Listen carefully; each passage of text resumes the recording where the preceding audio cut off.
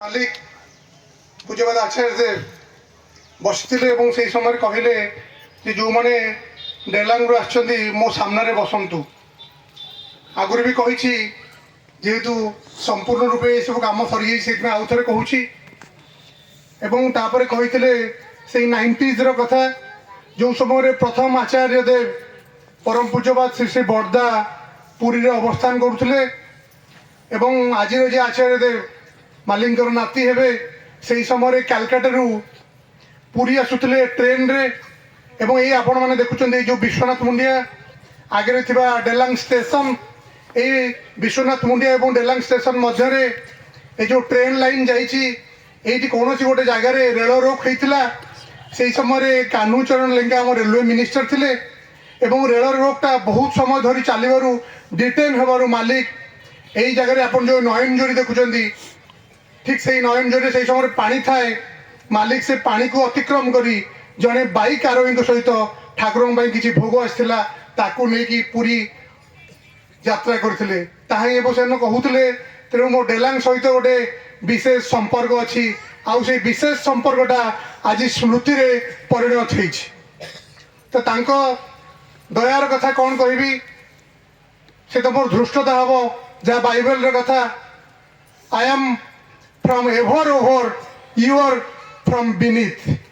ତାଙ୍କର କଥା ତ ମୁଁ ସେଇ ତଳ ସ୍ତରର ଲୋକ, ଆଉ ମୁଁ କ'ଣ ତାଙ୍କର କଥା କହିବି। ତ ଧୃଷ୍ଟତା ହେବ, ଯାହା ମନେ ଅଛି ତାହା କହିବାର ଗୋଟେ ଛୋଟ ପ୍ରୟାସ। ତ ସେଇ ବ୍ରିଟିଶ ଇଣ୍ଡିଆର କଥା, ମୋର ମାଲିକ ଯିଏ ମୋର ଗୁରୁଦେବ, ମୁଁ ଈଶ୍ୱର ଭଗବାନ ବିଶ୍ୱାସ କରେ ନା, ମୁଁ ମୋର ଗୁରୁଦେବଙ୍କୁ ବିଶ୍ୱାସ କରେ। ସେ ଲିଭିଂ ଲର୍ଡଙ୍କ କଥା କହିବି ଏବଂ ମାଲିକଙ୍କୁ ଠାକୁରଙ୍କୁ ସେତେବେଳେ ଛୋଟ ବୟସର କଥା, ସ୍କୁଲ ଯିବା ବୟସର କଥା। ଏବଂ ଆପଣମାନେ ଜାଣିଛନ୍ତି ସେତେବେଳେ ସେଇ ପାବନା ହିମାୟତପୁର, ଆଜିର ଯେଉଁ ବାଂଲାଦେଶ, ସେଇଠି ବହି ଯାଉଛି ସେଇ ପଦ୍ମା ନଦୀ। ସେଇ ପଦ୍ମା ନଦୀର ଗୋଟେ ବ୍ରାଞ୍ଚ ଛୋଟ ନଦୀରେ ଯାଇଛି। ଠାକୁରଙ୍କର ସେଇ ଘର ଆଗକୁ ଯେତେବେଳେ ଚାଲି ଚାଲି ଯାଆନ୍ତି ସ୍କୁଲକୁ, ପାଖାପାଖି 4 ମାଇଲ, ଆପଣମାନେ ତାଙ୍କ ବାୟୋଗ୍ରାଫି ପଢ଼ିଲେ ଜାଣିପାରିବେ, ସେ 4 ମାଇଲ ଠାକୁର ଚାଲି ଚାଲି ଯାଉଥିଲେ। ଦିନକର ଘଟଣା, ଠାକୁର ତ ଚାଲିକି ପଳେଇଛନ୍ତି, ଆସିଲା ବେଳକୁ ସେଇ ଛୋଟ ନଦୀରେ ପାଣି ପଳେଇ ଆସିଛି। ଏବଂ ଯେତେବେଳେ ପାଣି ପଳେଇ ଆସିଛି, ଠାକୁର ସେ ଆର ପାଖରେ ଅଛନ୍ତି ଏବଂ ଏପଟ ପାଖରେ ଠାକୁରଙ୍କର ଘର ପାଖରେ ଜଣେ ଯୋଗିନ ମାମା ସେଇ କିଛି ଲୁଗା ସଫା କରୁଛନ୍ତି ଏବଂ ଠାକୁର ସେପଟେ ଛିଡ଼ା ହେଇ କହୁଛନ୍ତି, ଏ যোগিন মামা আমাকে ভীষণ ক্ষুধা লেগেছি, তুমি আমাকে এই নদীটাকে পার করে দাও। তো যোগিন মামা এই কথা শুনিকি ঠাকুরଙ୍କ ପାଖକୁ ଆସିଛନ୍ତି ଏବଂ ଦେଖିଛନ୍ତି ଠାକୁରଙ୍କ ପାଦରେ ସେଦିନ ଚପଲ ଚଟି ନାହିଁ, ଦେହରେ କପଡ଼ା ନାହିଁ। ଏବଂ যোগিন মামা পচারଛନ୍ତି ঠাকুরଙ୍କୁ, আজকে তোমার মা তোমার গায়ের জন্য কাপড় দিয়েনি, মানে গায়ে মানে শরীর, গায়ের জন্য কাপড় দিয়েনি, পাদে চটি নেই। କହୁଛନ୍ତି ପାଦରେ ଚଟି ନାହିଁ ଆଉ ଏ ଦେହରେ କପଡ଼ା ନେଇ ଖାଲି ଧରେ ତମେ କେମିତି ସ୍କୁଲକୁ ଆସିଥିଲ। সে ঠাকুর সেটা সে কুনি কুনি কণ্ঠে কৌଛନ୍ତି, হ্যাঁ মামা আমি পড়েছিলাম, রাস্তায় একটা নোংরা বাচ্চাকে দেখে, কৌଛନ୍ତି রাস্তায় একটা নোংরা বাচ্চাকে দেখে ওকে দিয়ে দিলাম। কৌଛନ୍ତି রাস্তায় একটা নোংরা বাচ্চাকে দেখে আমার ওই চটিটা আর কাপড়টা ওকে দিয়ে দিলাম। তারপরে সে যোগিন মামা ঠাকুরଙ୍କୁ କାକ କରିକି ମାଙ୍କ ପାଖକୁ ନେଇକି ଆସୁଛନ୍ତି ଓ ମାଙ୍କ ପାଖରେ ଯେତେବେଳେ এই କଥା କହିଛନ୍ତି, ତ মা କହୁଛନ୍ତି তার জন্যে আমি কোথায় কি রাখবো, আমি ভেবে পাগল হয়ে যায়। କହୁଛନ୍ତି ମୁଁ ତା ପାଇଁ କ'ଣ କୋଉଠି ରଖିବି, ମୁଁ ଭାବିକି ପାଗଳ ହେଇଯାଏ। ତାପରେ ସେଇ ସମୟରେ କହୁଛନ୍ତି ସେ ତ ଅପ୍ରତ୍ୟାଶିତ ଭାବେ ସମସ୍ତଙ୍କୁ ସବୁ କିଛି ଦେଇ ବସେ। ଠାକୁରଙ୍କର କଥା ସେଇ ସମୟରେ ସେ ଯୋଗିନ ମାମା କହୁଛନ୍ତି, ଦିଦି, ଯେହେତୁ ମାମୁଁ ବୋଲି ଡାକୁଥିଲେ, କହୁଛନ୍ତି ଦିଦି সে তো করেন না তার স্বভাবে করায়। কହୁଛନ୍ତି সে তো করেন না তার স্বভাবে করায়। এবং সেই পরম্পরাটা আଜି পর্যন্ত চালি আসছি। ସେ ଠାକୁର ବଡ଼ଦା ଆଚାର୍ଯ୍ୟ ଏବଂ ପୂଜ୍ୟବାଦ ଅବିନ୍ଦାଙ୍କ ଭିତରେ ଆମେ ସେଇଆ ହିଁ ଦେଖିବାକୁ ମିଳୁ। ଯେତେ ୟଙ୍ଗ ଜେନେରେସନ୍ ବସୁଛନ୍ତି ସେଇଆ ହିଁ ଦେଖିବାକୁ ମିଳେ। ତାଙ୍କ ସ୍ୱଭାବ ସିକ୍ତ ସେଇ ମଣିଷ, ତାଙ୍କୁ ହିଁ ସେଇଆ ହିଁ ଦେଖିବାକୁ ମିଳେ। ଏମିତି ଗୋଟେ ଛୋଟ କଥା କହିକି ବକ୍ତବ୍ୟ ରଖିବି।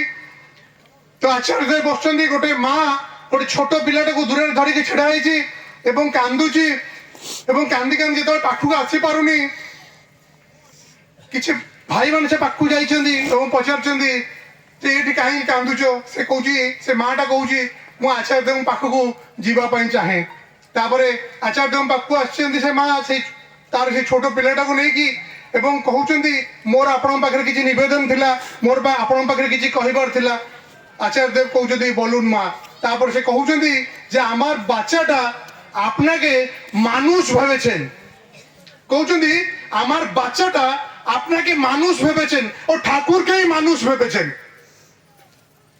কৌচন্দি যে আপনাকে কি পাগল ভলিয়া পিলাটা মোর আপনাকে মଣିষ ভাবুছি এবং ঠাকুরଙ୍କୁ ବି মଣିষ ভাবুছি। ঠাকুর কৌছে, আচার্য দেব কৌচন্দি খুব ভালো, তাই তো আমি তো মানুষ। কৌଛନ୍ତି ମୁଁ ତ ମଣିଷ, ମତେ ଯଦି ମଣିଷ କହିଲେ ତାର ଖରାପ କ'ଣ ଅଛି? ଆଉ ଠାକୁର ବି ମଣିଷ ଥିଲେ, ଠାକୁର ବି ମଣିଷ ଯଦି କହିଲା କ'ଣ ଖରାପ ଅଛି? ଆମମାନେ ଏଇ ମଣିଷକୁ, ମଣିଷ ଭଗବାନଙ୍କୁ ଛାଡ଼ିକି ଯେତେବେଳେ ଯୁଆଡ଼େ ବୁଲି ବୁଲି ଯୁଆଡ଼େ ଯାଏ ତାହା ହିଁ ଦେଖିବାକୁ ମିଳେ। ଏ ବୁଧବାର ସ୍ପିଚଲେସ୍ ମାନଙ୍କୁ ଯେତେବେଳେ ଆସେ ସ୍ଲଟର ହାଉସ୍ ଦେଇକି ଭୁବନେଶ୍ୱରରୁ ସ୍ପିଚଲେସ୍ ମାନଙ୍କୁ ଟଙ୍ଗେଇଥାନ୍ତି, ଗୁରୁବାର ଦିନ ମନ୍ଦିରକୁ ଯାଆନ୍ତି ଏବଂ ଶନି ମନ୍ଦିରକୁ ଯିବା ଗୋଟେ ଟ୍ରେଣ୍ଡ ହେଇଯାଇଛି ନାଇଁ। ଶୁକ୍ରବାର ଦିନ ସେ ସ୍ପିଚଲେସ୍ ମାନଙ୍କୁ କାଟିକି ଖାଇକି ପୁଣି ଆଉ ଥରେ ଚାଲି ଯାଆନ୍ତି ତାଙ୍କ ପାଖକୁ। ଯେ ଜୀବନ୍ତ ଭଗବାନ ଯଦି ମଣିଷ ପାଖକୁ ନ ଆସନ୍ତି ତାର ଜୀବନର ସେୟା ହିଁ ଘଟି ଚାଲେ। ଏ ଡିପିୱାର୍କରେ ଆମେ ନିର୍ମଳ ମୁଁ ଆଉ ବହୁତ ସାରା ଗୁରୁ ଭାଇ ମାନେ ଯାଉ ମଣିଷଙ୍କ ଘରକୁ, ଲୋକଙ୍କ ପାଖକୁ। ତାଙ୍କ ଘରକୁ ଗଲେ, ତାଙ୍କ ଘରକୁ ଗଲାବେଳେ ଦେଖିବାକୁ ମିଳେ ଯେ ଗଣେଶ ଭଗବାନଙ୍କର ମୂର୍ତ୍ତିଟା ତାଙ୍କ ଘର ଆଗରେ ଛିଡ଼ା ହେଇଥିବ। ମୁଁ ପଚାରି ବସେ, ଆଜ୍ଞା ଏଇ ଭଗବାନଙ୍କର ମୂର୍ତ୍ତିଟା ଆପଣଙ୍କ ଘର ଆଗରେ କାହିଁକି ଅଛି? ନା ସେ କୁହନ୍ତି ଏ ବିଘ୍ନ ନାଶନ ମୋ ଘରକୁ ପଳେଇ ଆସିବେ ବୋଧେ କି ବିଘ୍ନ, ସେଥିପାଇଁ ତାଙ୍କ ଆଗରେ ଦ୍ୱାରପାଳ କରି ରଖିଛି। ମୁଁ କହିଲି ଯଦି ଆପଣଙ୍କର ବାପା ହେଇଥାନ୍ତେ, ତାଙ୍କର ଫଟୋ ପିକ୍ଚର ଥାନ୍ତା, ଆପଣଙ୍କ ଏଠି ରଖିଥାନ୍ତେ?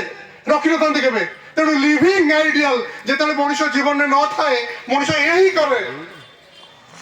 ତେଣୁ ଠାକୁର ସେଇ କଥା କହୁଥିଲେ যে আমাকে ঠাকুর বলাটা সেদিন ঠাকুর হয়ে সেদিন জীবন্ত হয়ে উঠবে যেদিন তোমরা একটা একটা ঠাকুর হয়ে উঠবো। ঠাকুরଙ୍କ କଥା ଯାହା ବି ହଉ ସେଦିନ ସେଇ କଥା କହିଛନ୍ତି।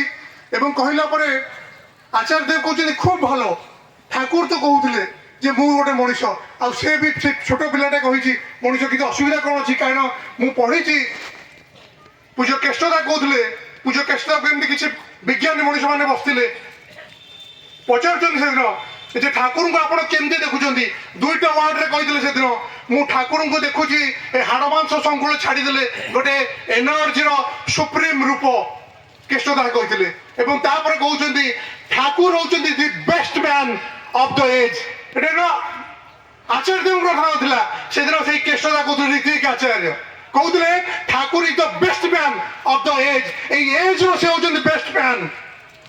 ତେଣୁ ଈଶ୍ୱର ପୁରୁଷୋତ୍ତମଙ୍କ କଥା ମୁଁ କହିପାରିବିନି, କିନ୍ତୁ ସେ ହେଉଛନ୍ତି ବେଷ୍ଟ ମ୍ୟାନ୍। ଆଉ ସେ ବେଷ୍ଟ ମ୍ୟାନ୍ଙ୍କ ପାଖକୁ ଯଦି ନ ଆସେ, ମଣିଷର ଏଇ ମଳିନତା ଦେହରେ କେବେ ହାତ ବି ପଡ଼ିବନି। ତେଣୁ ଉଠିଲାଣି ଦେଖ ସତ୍ୟ ତପନ, ଅନ୍ଧକାରର ନିଶିରାଶି, ବାଜିଲା ଦୟାଲ ବିଶ୍ୱନାଥଙ୍କ ଶାଶ୍ୱତ ସେହି ମଧୁର ବଂଶୀ। ନାହିଁରେ ଦୂରେ ଆୟ କଲେ ଆୟ, ଦୈନ୍ୟ କିଏ ସେ ଦୁଃଖ ଭୋଗେ, ଧର୍ମ ସଂସ୍ଥାପନାର୍ଥାୟ ସମ୍ଭବାମି ଯୁগে ଯୁগে।